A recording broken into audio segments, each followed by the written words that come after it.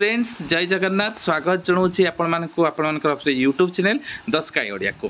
बंधुगण state bank of India पक्षर एक बृहत निजुक्तिर सुजोग रही।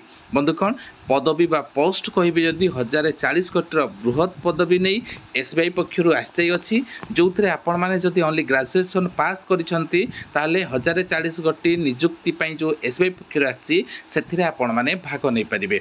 तो एबे आसंतु जानिबा कौन रही डिटेल नोटिफिकेशन एथि सहित आपनकर एडवर्टाइजमेंट नंबर सहित अप्लाई डेट आवेदन शेष तारीख detail recruitment update T video माध्यम आपको जनाइबा चाहूँगी।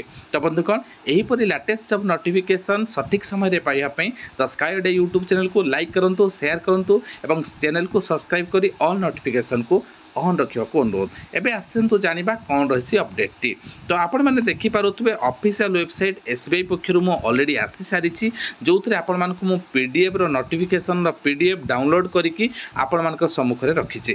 देखंतु engagement of specialist grade officer on contractual basis जो थे एडवर्टाइजमेंट नंबर सहित ऑनलाइन रजिस्ट्रेशन आपण मानकर फॉर्म रो किपरि भाबे आपण माने आवेदन करेंगे तार प्रणाली देखंतु।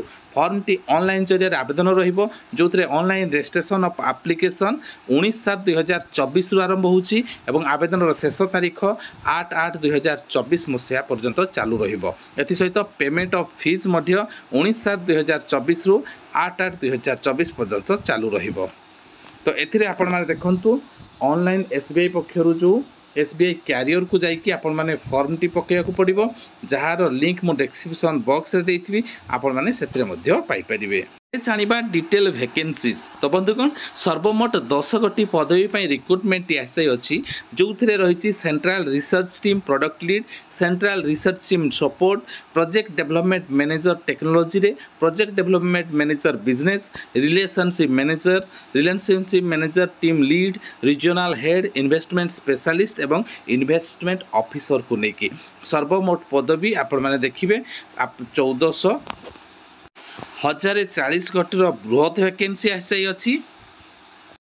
एबे जानिबा एजुकेशनल क्वालिफिकेशन को लेकिन कौन आसी एसबीआई पक्षर देखंतु एजुकेशनल क्वालिफिकेशन सबुथिर इंडिविजुअल मागिଛି जो थे MBA PGDM PGDBM from government recognised university और इंस्टीट्यूट और सीएसीएफए यहपरी बहुत आपण जो पदवी रही इंडिविजुअल आपण मानकर एजुकेशनल क्वालिफिकेशन हो आपण पोस्ट क्वालिफिकेशन अथवा एक्सपीरियंस आपण मानको मगा जाय अछि।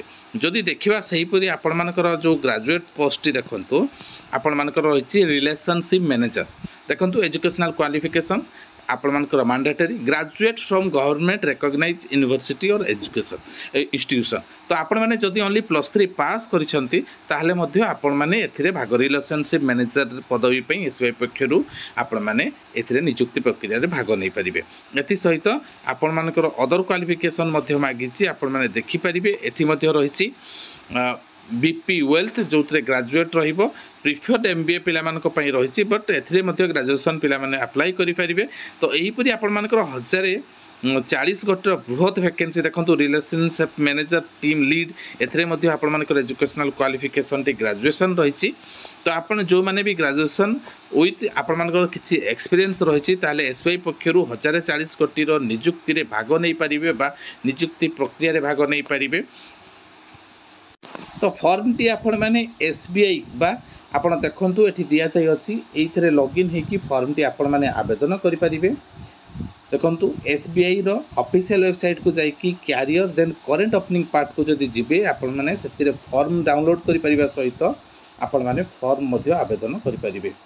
तो आपण मानकर एही परि भाबरे अप्लाई ऑनलाइन रही डेट तो मु जणैली आपण सैलरी बहुत आकार रे रही एवं रिक्रुटमेंट टी एसबीआई पक्षर बा सेंट्रल गवर्नमेंट पक्षर रही। जल्दी जल्दी ये वीडियो को देखिकी जहाँ मानकर भी क्वालिफिकेशन विथ आपण मानकर एक्सपीरियंस आपण मानकर रोची से माने एसबीआई रो नियुक्ति प्रक्रिया भाग नियंतु। वर्तमान पे एतिकी नमस्कार जय जगन्नाथ।